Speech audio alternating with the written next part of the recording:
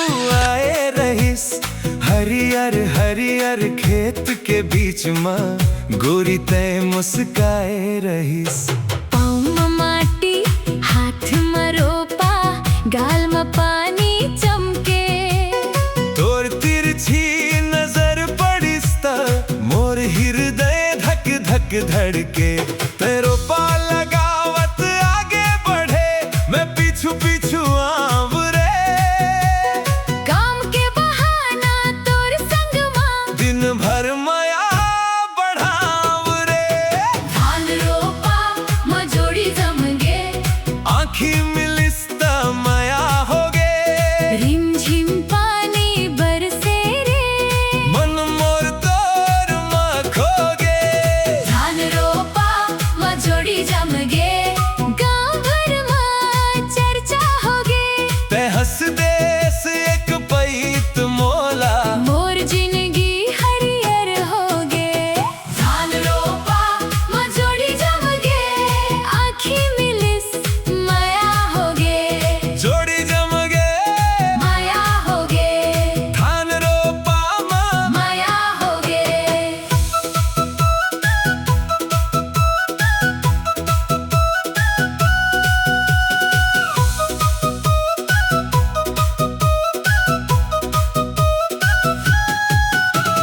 बड़े आए हंस बात बनिया, काम छोड़ मोला देखत हंस। धान के रोपा कम लगा थस, मैया के सपना ज्यादा देखत हंस। मोर चूड़ी के खन खन सुन के काबर ते मुस्काथस। दाई दादा देखी संगी, काबर तिरछा आथस।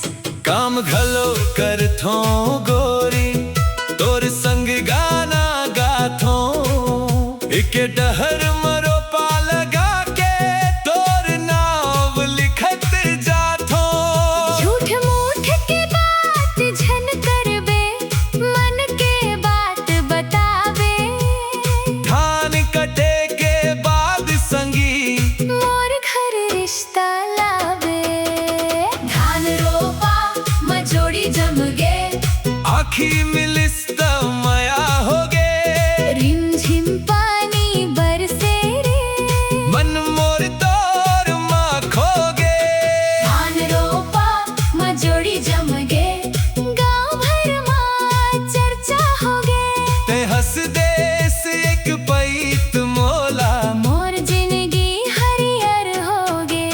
खेत के मेड़ में बैठे बैठे दोनों खाबो बासी।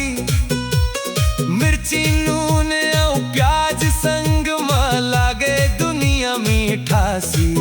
तोर हथेली में माटी लागे, मोर हथेली धो दे।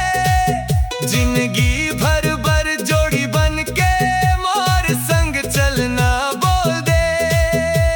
बासी थाबो खेत कमाबो, सुख दुख संग बिताबो।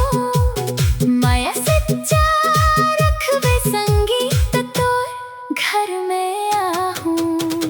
धान के पौधा जैसे संगी, माया ला जतन लगाबो।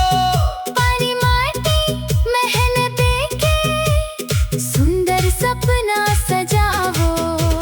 सावन गवाही देवे हमरा गाँव गवाही, देवे आज खेत